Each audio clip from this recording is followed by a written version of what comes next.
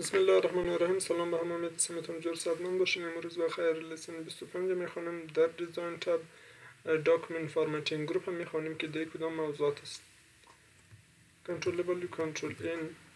ما پیش از هم تاب خواندیم، انزیر تاب خواندیم، آل هم دیزاین تاب میخوانیم. دی هم ریبون دارد و اینجا هم دو گروپ داره، یک پیج بک‌گراند گروپ است، یک داکومنت فارمتینگ گروپ است که ما امروز بخیر داکومنت فارمتینگ گروپ میخوانیم.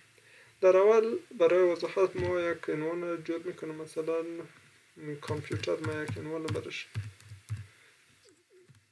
کنترل آلت وان کنترل ای کامپیوتر. دینجا هم ایکوال آرندی زچه آل ما میتونیم با این نوشته استایل های مختلف دیم، دیزاین های مختلف. دینجا در تیمز خودش به معنای موضوع می باشد یا دیزاین نوشتاری می باشد. اینجا ما انواع اقسام برای از نوشته خود میتونیم اجرا کنیم. این هم بعضی دیزاین است که توسط مایکروسافت آفیس پیش از پیش ساخته شده و میتونیم از او استفاده کنیم. به شکل باشه انواع اقسام شکل میتونیم انتخاب کرده. میتونیم اگر شیپ هم باشه امرش ما میتونیم برای از اگر هیدینگ باشه پوتر باشه ما میتونیم دو تغییرات را بیاریم. اگر تغییرات مثلا این تغییرات دیگه آورده باشم دوباره میخوایم میره به حالت اولی ریست میکنیم، بس دوباره به حالت اولی دیگه. هم اگر ما این را یک استایل داده باشم، مثلا این استایل برای از میتونیم یا استایل ای را هم مسیو میکنیم باز در براوزر آب تیمز، پس دوباره را چکینگ میکنیم. مثلا در تیمز اول ما اینجا امی استایل چی میکنم ثبت میکنم میشه. حالا اگر ما امی را دوباره چی کنم ریست کنم و در ای امو استایلی که انتخاب کرده بودیم اینجا در تیم و باز اوپن کنم، امو شکل برای ما چی میکند میارد. اینجا هم باز برای ما معلوم شد امو تیمی که ما چی کردیم سیو کردیم. این هم بخش موضوعات تیم بود. اینجا ما میتونیم انواع اقسام باز برای از تیم، البته به هر تیم ما انواع اقسام دارد. اینجا ما میتونیم انواع اقسام برش چی کنیم بده. اینجا ما کالر برش چینج کردم، میتونیم مثلا این کالر باشه این کالر باشه و اینجا ما شکل نوشتاری برش فونتش چینج کردم، میتونیم به هر شکلی که باشه ما میتونیم او را هم چی کنیم چینج کنیم. و اگر میخوایم یک خود ما به شکل دلخواه فونت بسازیم میتونیم از اینجا بسازیم، مثلا هیدینگش بی باشه با تکستش بی نوشته باشد یا هم بی نوشته باشد یا هم به شکل نوشته دست باشد یا بی باشد. اینجا ما میتونیم او را برش تعیین کنیم و اگر خط پشتو یا دری باشد هم سرخط شما میتونیم از اینجا تعیین کنیم و نوشته پایینش بی شکل باشد یا بی شکل باشد ما میتونیم از اینجا برش تعیین کنیم.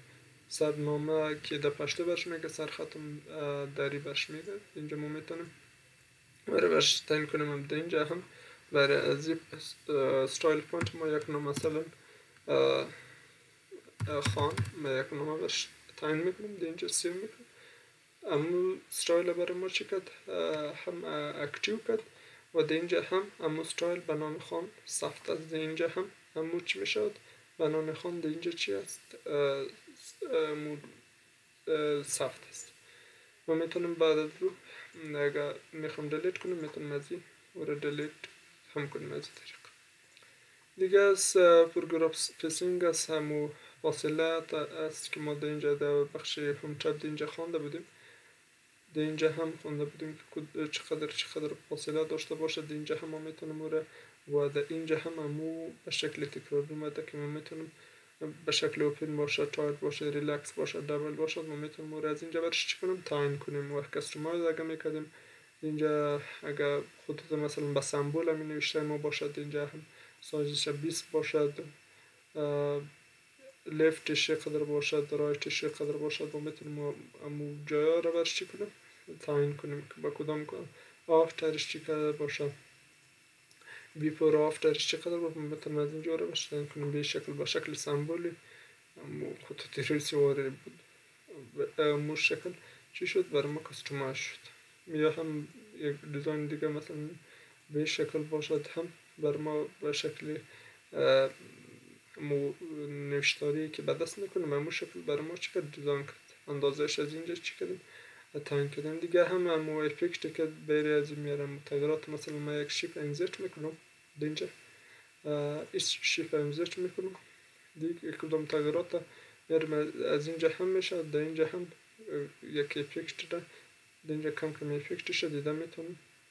و اگر من یک تکست در اینجا بیارم مثلا هلو چنانش اینجا هلو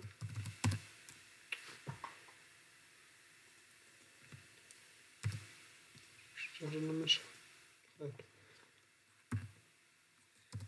یک نام یک چیز هی مثلا یک نام بر ذکر میکنم متن اینجا خود به بختر از این هلو اینجا ما میتونم دی تکست هم اضافه کنم و افکتش هم شما میتونید اینجا به شکل کم دیده میتونید که افکت دار. دیگه هم این شد اگر ما میخواستیم که برای استایلی که ما جور کردیم ای برای دائم باشد، ما میتونیم رو از اینجا ست از دیفالت کنیم، یعنی برای همیشه استایل ما میخوایم در بخش داکومنت فارمتینگ ثبت شد و ما میتونیم از او باز استفاده کنیم. این هم بخش داکومنت فارمتینگ در دیزاین تب